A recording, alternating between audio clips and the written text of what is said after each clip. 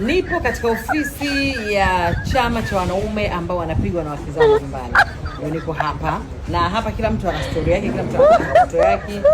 Kaka hapo anasema alikuwa ananyuma nyumba, anapigwa na mke wake. Huyu ndo rais mwenyewe, alikuwa anacheza kichapo kile, anapokosea anakula mkongoto. Baba hapa alikuwa anarushiwa viti mpaka mwisho wa siku kachomwa kisu begani. Kaka hapa yeye mwanamke mtu mzima kamrumuni, kamfanya kiserengeti boys wanaita kile kibenteni.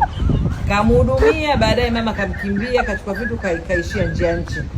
Kaka hapa naye alikuwa anachezea kichapo. Kwa hiyo hapa tupo kwa wanaume ambao walikuwa wanapitia katika maisha magumu ya ndoa zao na hasa kuchezea kipigo. Lakini yote kwa yote, mwisho wa siku sasa hivi wana chama chao, wanatetewa, wanafuatiliana, na hata wewe popote ulipo kama unapitia kwenye changamoto hizo, unapigwa na mkeo, unafinywa, unachomwa na mijiti, njoo katika chama cha wanaume ambao wanapigwa na nyumbani, kuna haki zenu.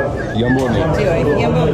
Unapelekwa mahakamani, haki yako unaipata vizuri kabisa kwa mwanaume. Usione aibu. Unaweza kufika